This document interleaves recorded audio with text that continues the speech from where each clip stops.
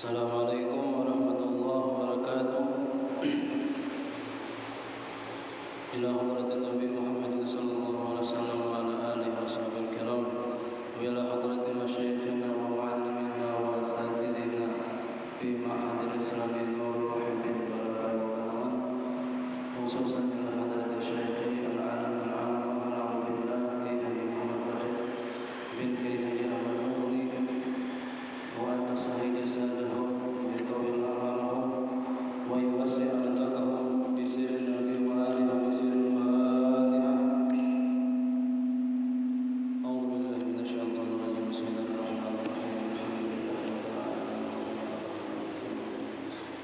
Iyyaka na'budu wa iyyaka nasta'in. Shiratal mustaqim, shiratal ladzina an'amta 'alaihim. Bismillahirrahmanirrahim. Alhamdulillahi rabbil alamin.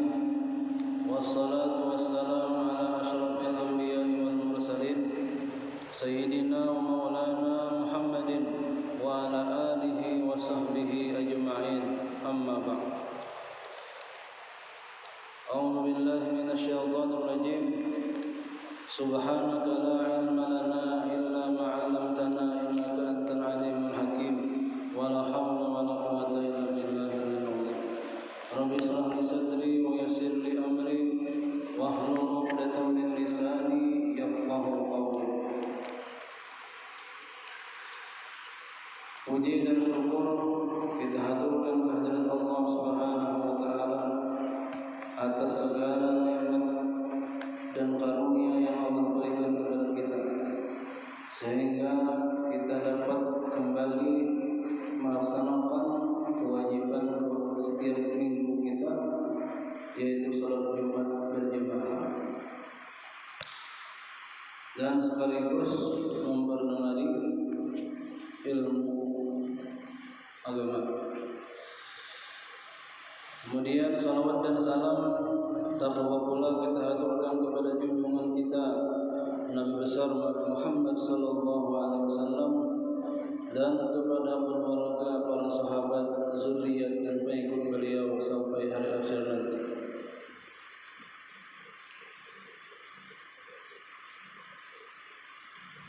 Menyambung pelajaran yang telah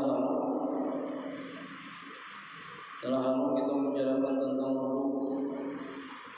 orang yang hendak sembahyang, orang yang hendak membaca Al-Quran, hendak tawaf dan sebagainya, itu wajib berwudu.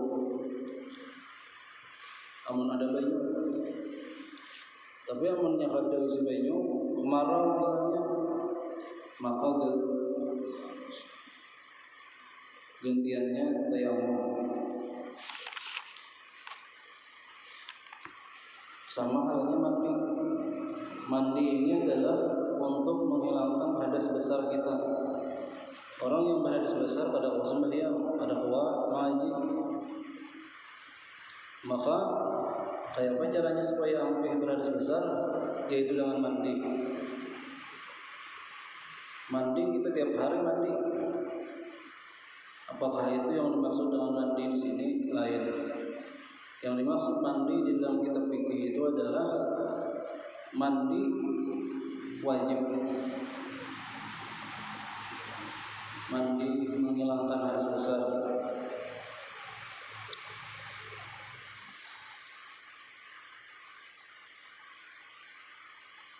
Guslun, mandi. Mandi ialah mengalirkan air ke seluruh tubuh dengan niat tertentu. Jadi mandi itu yang di dalam agama kita yang dinilai artinya mengalirkan air ke seluruh tubuh dengan niat tertentu. Yang membedakan itu cuma niat. Mandi wajib dan mandi biasa sama aja berbau banyu. Cuma niatnya yang lain. Namun mandi sehari-hari itu mandi supaya awak bersih, supaya awak harum. Adapun mandi dalam agama ini supaya hilang hadas besar kita. Itu niatnya. Beda niat saja. gawiannya sama. Bermula sebab yang mewajibkan mandi ada 5. Jadi mandi ini wajib bila menggawi 5. Yang pertama bersetubuh.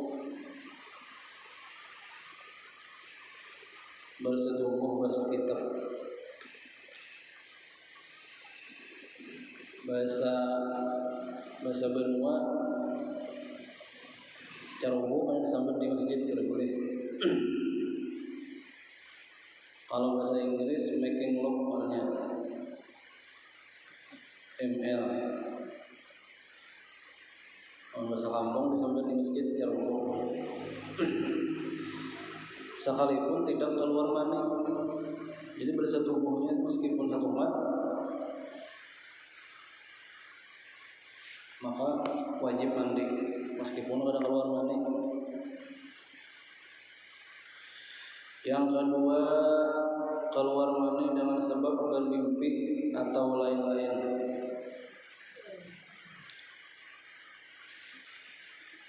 Yang kedua, keluar maninya meskipun kan bersetubuh belum. Keluar mani dengan sebab bermimpi atau lain-lain. Kenapa? Karena lain-lainnya itu melihat bini orang yang luas banget keluar mani, maka wajib mandi. Atau mimpi naik nyior orang dari sampai naik nyior gur pas keluar mani,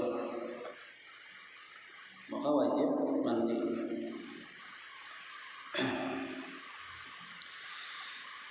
Yang ketiga, haid dan nifas, yakni bila sudah berhenti darahnya maka wajib mandi bibinian. Haid tiap bulan sekali, melahirkan, nifas itu imbah beranak. Beranak bisa 1 tahun sekali beranak, memberanjak boleh. Jadi 6 tiap bulan haid. Jadi bila sampai darah keluar maka wajib mandi binian. Yang keempat, wiladah atau melahirkan. Sekalipun yang dilahirkan itu belum berbentuk anak, seperti segumpal darah atau segumpal daging. Melahirkan ini baik bayi sarikungan, artinya berbentuk anak-anakan sudah hidup kurangnya, atau masih bentuk darah atau daging, keguguran karena. Maka orang keguguran itu pun wajib juga mandi. Yang kelima, mati. Bagi seorang muslim yang bukan mati syahid, jadi orang mati itu berhadas besar. Mati itu sakit 300 kali dijanjang dengan pedang di tempat yang sama, seperti kambing yang dikuliti hidup-hidup. Sakit mati itu, bahkan ada yang sampai keluar kotoran di duburnya, saking sakitnya tuh.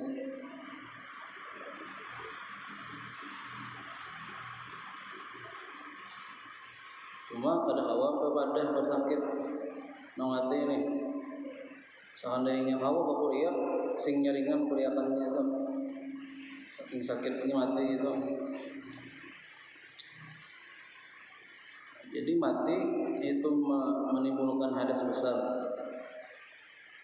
Cara menghilangkannya dengan dimandi.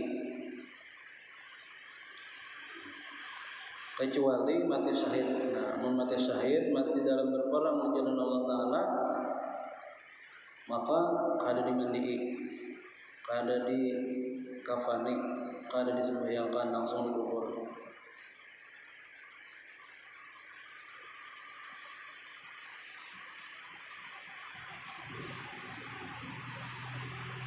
karena darah-darahnya itu akan menjadi saksi di akhirat kelak. Dan bila bangun dari kubur darahnya itu berbau harum, tanda bahwa orang ini mati syahid di dalam dunia.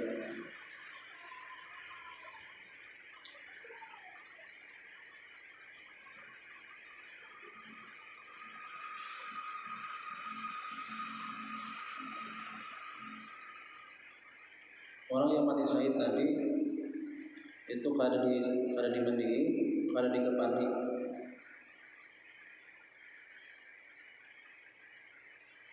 tapi disembahyangkan masalah.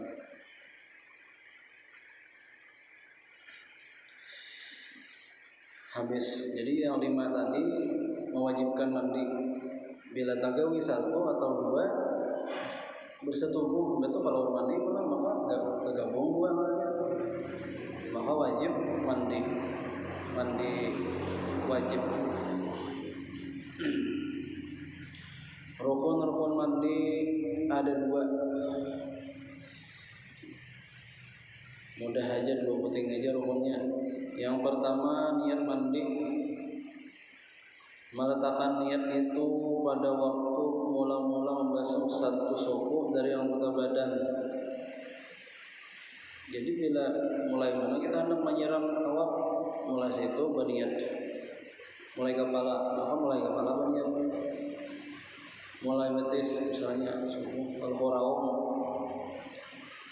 mengubai kepala dulu al-quraum, jadi suku betis dulu dikubai. Maka mulai betis berniat. Tapi yang lebih abdalnya mulai kepala.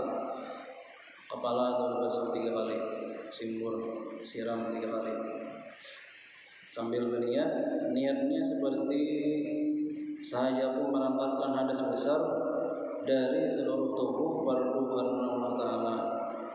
Adapun lafaznya yaitu nawaitu rafal hadasil akbari an jami'il badani fardan lillahi ta'ala. Adapun sekurang-kurang niat mandi nawaitu ghuslal wajibah lillahi ta'ala. Ini tahandap sedikit. Dalam hati saja mandi wajib karena Allah Ta'ala, habis kubuh lagi. Jadi niat-niat ini perlu dipelajari, dihafal. Sebab banyak orang yang sudah tua, umur anak 5 sudah niat mandi wajib salah.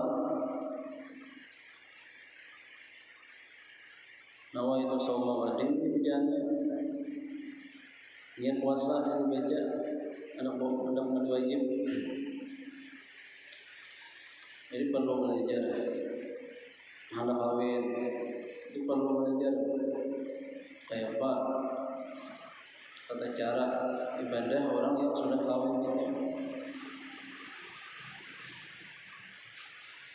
Bila kada bisa ya salah langsung bawa lawasan salah.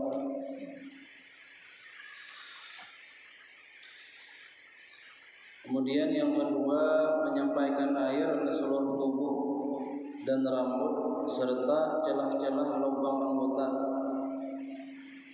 Yang pertama tadi niat, yang kedua menyampaikan baju ke seluruh tubuh, kulit dan rambutnya serta celah-celah lubang anggota. Nah, ada lipatan-lipatannya itu harus sampai ke sana.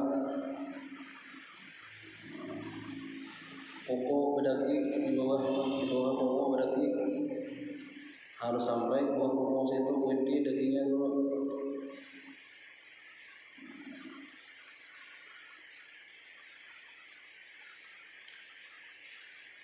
Harus sampai ke seluruh tubuh.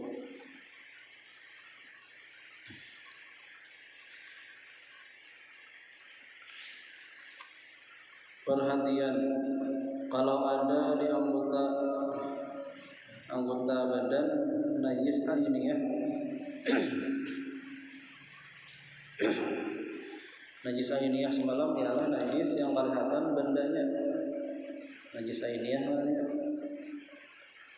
Bandanya baik warnanya, rasanya atau baunya.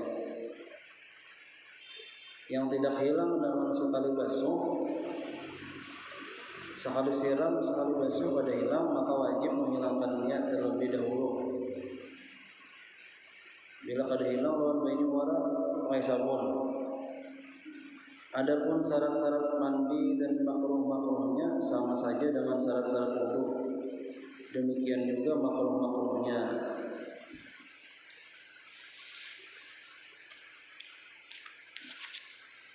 Kemudian sunat-sunat mandi. Bermula sunat-sunat mandi itu ada 15. Nang wajibnya 2, nang sunatnya 15. Yang pertama membaca Bismillahirrahmanirrahim pada permulaannya. Sebelum mandi Bismillah.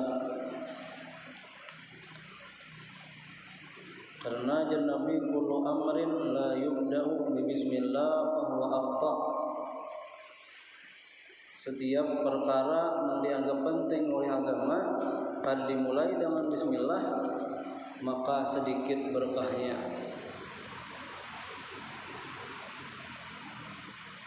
Seharusnya bismillah ini setiap keadaan kita memulainya itu dengan bismillah.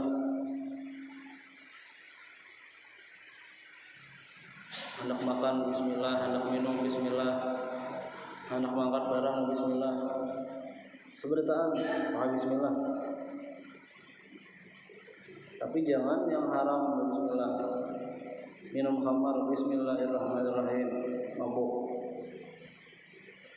Itu bukan menambah pahala tapi menambah dosa. Seharusnya orang yang mengucap bismillah itu ingat lawan Allah Ta'ala.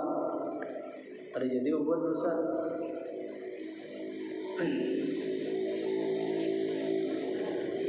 Kemudian yang kedua, berwudu sebelum mandi. Sunat juga umumnya. Berwudu sebelum mandi.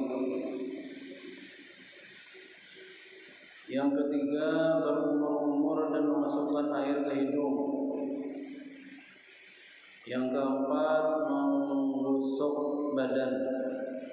Jadi kada disimpur aja atau disiram aja, harus digosok ya. Yang kelima, membuang kotoran sebelum mandi seperti bekas mandi. Jadi apa-apa yang kotor di tubuh kita sebelum mandi wajib hilangkan dulu. Mana ada daki digosoki daki yang. Yang keenam, menghadap kiblat, sunat juga hukumnya. Yang ketujuh, mendahulukan membasuh sebelah kanan atas yang kiri. Yang kedelapan, menyelat-nyelati rambut, diselat-selati pakai jari gigi, dan menyelat-nyelati dua kaki, betis kayak wudu juga diselat-selati, dan jari-jari tangan.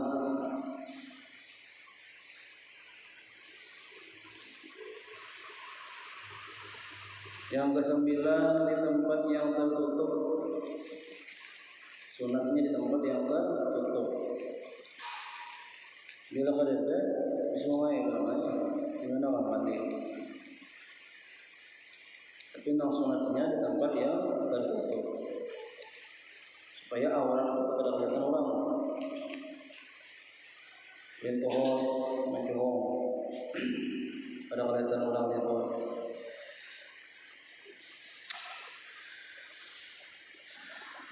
Yang ke-10, tiga dalam membasuh. Mengubui kepala 3 kali, awak sebelah kanan 3 kali, awak sebelah kiri 3 kali. Yang ke-11, mengamat-amati segala perwujudan badan, yakni membasuh dengan teliti terhadap yang berkerujut di badan seperti telinga, beliau-beliau harus sampai ke dalam lipatan-lipatannya itu. Ketiak harus basah sampai sana, pusat, dan tempat yang pecah-pecah kayak betis, orang yang pecah-pecah itu harus sampai bayu ke tempat yang pecah tadi. Yang ke-12 meninggalkan berkata-kata bila tidak ada hajat. Yang ke-13 meninggalkan malap sama lalu. Yang ke-14 mualat berturut-turut, yakni membasuh anggota berikutnya sebelum kering anggota yang terdahulu.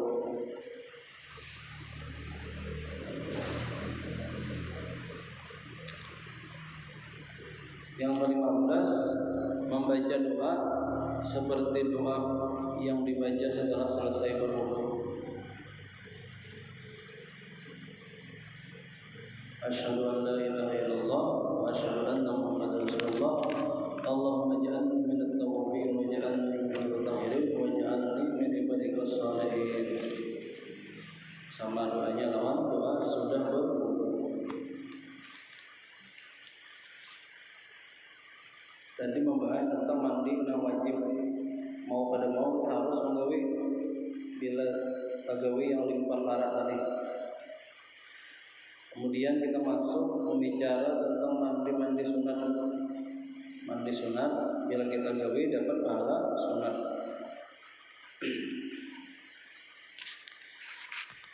Mandi yang disunatkan dalam Islam cukup banyak. Banyak kita disuruh mandi. Di antaranya mandi Jumat bagi orang yang hendak menghadiri sembahyang Jumat. Mandi Jumat, mandi hari ini, mandi Jumat namanya. Waktunya dari terbit fajar shadiq sampai masuk mengerjakan sembahyang Jumat. Jadi bila orang bang subuh Jumat, maka masuk sudah waktunya mandi Jumat itu. Sampai orang takbiratul ihram sembahyang Jumat. Adapun waktu mandi yang paling bagus menghampiri pergi ke masjid. Mandi sunat Jumat waktunya mulai terbit fajar shadiq, mulai orang bang subuh sampai orang sembahyangan. Tapi yang paling bagus hendak ke masjid nyar mandi. Setempat lagi ke masjid mandi dulu atau yang bagus paling bagus. Amun besukan mandi betul manureh pulang. Kada bakal datang pada hari mandi lagi itu lain orang. Yang dimaksud sini untuk paling bagus ya, supaya harumnya tuh berikit sampai ke sembahyang Jumat.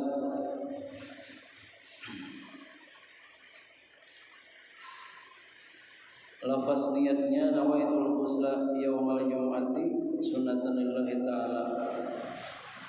Sahaja mandi hari Jumat sunat karena Allah Ta'ala. Mandi kemudian di hari Jumat itu ada sunnah-sunnah yang dilaksanakan. Di antaranya memakai putih-putih, kopiah putih, baju putih, tapih putih, mengkawa sandal putih, punya sarung putih.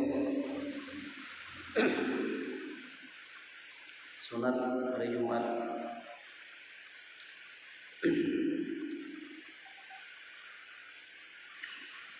Sunat lagi berminyak harum. Berminyak harum hendak ke masjid itu.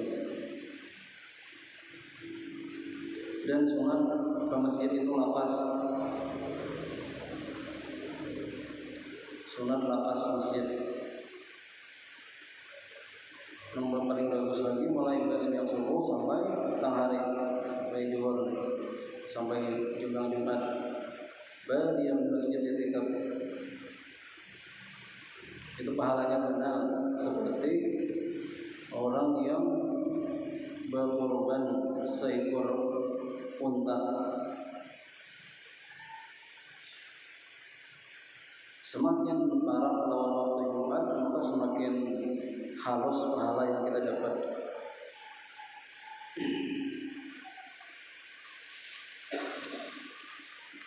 Kemudian mandi sunat lagi mandi hari raya fitrah dan hari raya adha. Waktunya mulai tengah malam hari raya sampai terbenam matahari.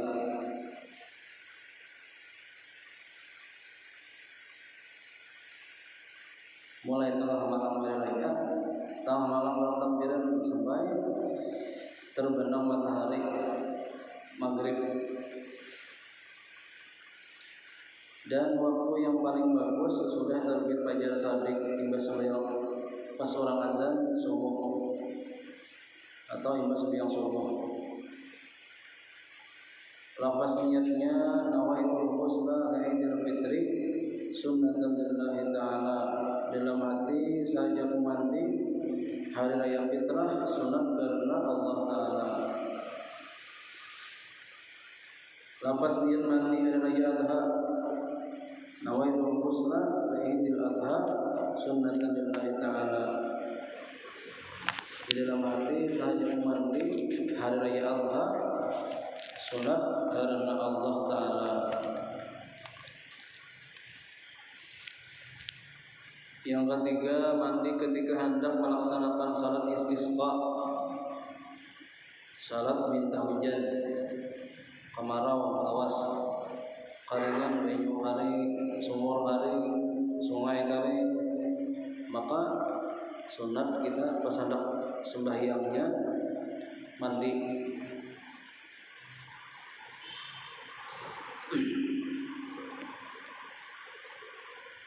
Yang keempat, mandi ketika hendak melaksanakan salat khusuf gerhana bulan dan salat khusuf gerhana matahari. Bermula waktu mandi keduanya ialah mulai gerhana sampai timbul matahari dan bulan seluruhnya. Yang kelima, mandi sudah memandikan mayit. Mandi imbah memandai orang mati, sunat hukumnya. Waktunya setelah selesai memandikan mayat. Bila imbah memandai mayat, tuntung di kafan, di andak keparanda, nanti mandi boleh mandi dulu, sunat. Yang ada disuruh mandi itu orang yang imbah mandi. Tapi kebanyakan kita orang datang di kubur pun mandi juga disuruh. Orang tua baru datang di kubur aja mandi dulu disuruh.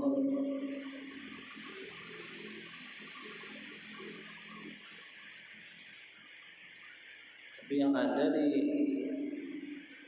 ilmu fikih imbah mandi mayat disuruh mandi. Yang keenam, mandi orang kafir setelah masuk Islam. Ini sunat apabila orang kafirnya baru balik, masih kekanak-kanakan masuk Islamnya, maka sunat mandi wajib. Sunat mandi gitu. Tapi amunnya sudah balik, orang kafirnya sudah tua, apalagi sudah begini, masuk Islamnya, maka wajib mandi. Karena mandi itu mandi janabah. Karena orang sudah balik itu otomatis sudah keluar mandi.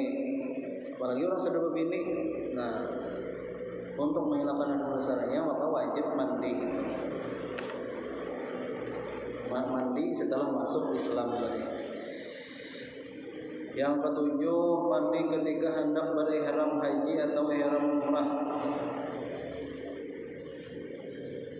Yang kedelapan, mandi karena hendak masuk kota Makkah. Yang kesembilan, mandi hendak wukuf di Arafah. Yang kesepuluh, mandi hendak bermalam di Musdalifah. Yang ke-11, mandi hendak melontar jamrah yang 3. Yang ke-12, mandi hendak tawaf qudum. Tawaf qudum, tawaf waktu awal mula datang ke Makkah. Tawaf ifadah, tawaf hajinya. dan tawaf wada, tawaf hendak balik daripada Makkah. Yang ke-13, mandi orang gila bila sudah sembuh.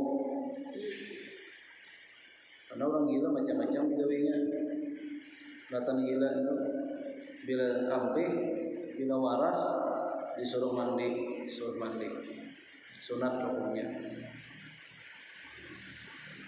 Yang ke-14, mandi hendak masuk kota Madinah. Kenapa kita disuruh mandi? Tadi hendak masuk kota Mekah mandi, hendak ke Arafah mandi, Musdalifah mandi. Karena tempat-tempat itu tempat yang mulia. Maulah kita riget masuk ke sana. Sama halnya anak ke masjid, mandi dulu bawa. Jangan udah kemudian mau meninggal menyium Bu Arik. Yang ke-15, mandi tiap-tiap malam Ramadan. Sunat mandi kita, mandinya imbah maghrib malam-malam Ramadan. Imbah buka, sembahyang, mandi. Supaya apa? Supaya sigar awaknya. Supaya mata sigar sembahyang tarawih. Bila kada mandi, apalagi buka banyak makan pulang, minum banyak, tilir dah, isya kulir, isya dalam dah juga, tarawih kulik dulu. Nah, kalau yang mandi, maghrib sigar awak, isya bersemangat, tarawih semangat juga. Jadi sunat mandi imbah maghrib setiap malam Ramadan. Khusus Ramadan aja, mana lain jangan imbah maghrib.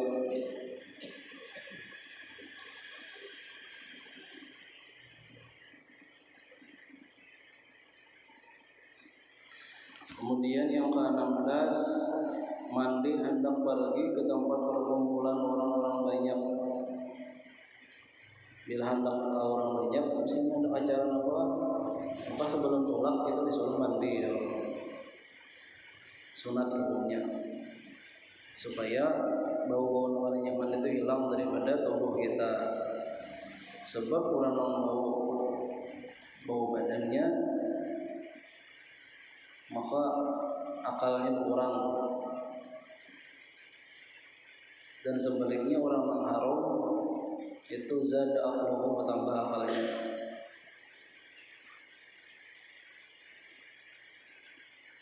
Orang yang harum diparaki malaikat berparak.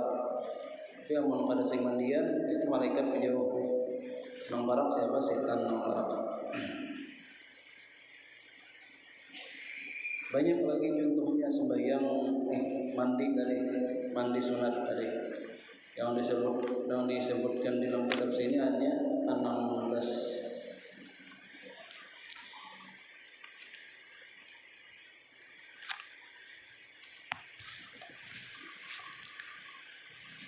Kemudian bab tayamum. Orang yang pada kau wudu kegantiannya tayamum. Orang yang pada kau mandi kegantiannya tayamum juga. Insyaallah bulan yang akan datang. Sekarang kita berada di akhir bulan Rabiul Awal.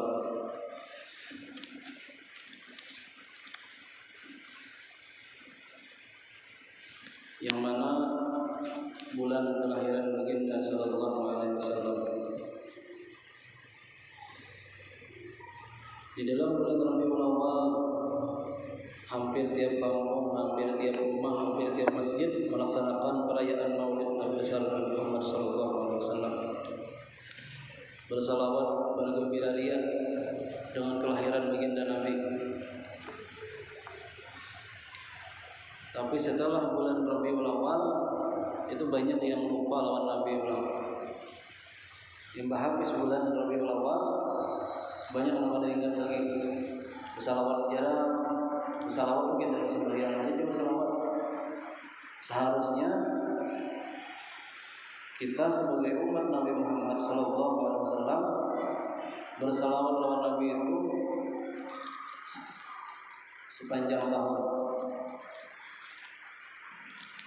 setiap hari, karena Nabi kita itu diutus Allah rahmatan lil alamin, menjadi rahmat bagi alam semesta. Kita ada hidup di dunia ini karena Nabi Muhammad, maka sangat pantas, sangat cocok, sangat bagus, sangat berhak bahwa kita selalu bersalawat kepada Nabi.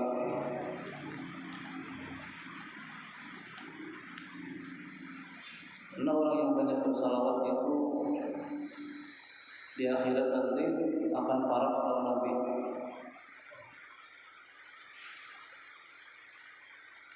Dalam surga parah kepada Nabi. Bila ada sing salawatan jauh kepada Nabi.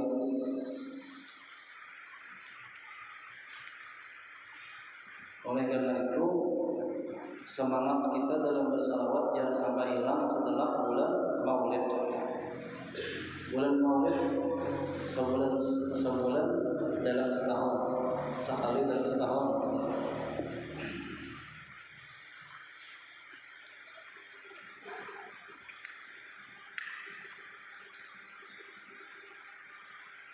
Untuk mengambil berkah di bulan yang akhir bulan Maulid, kita membaca salawat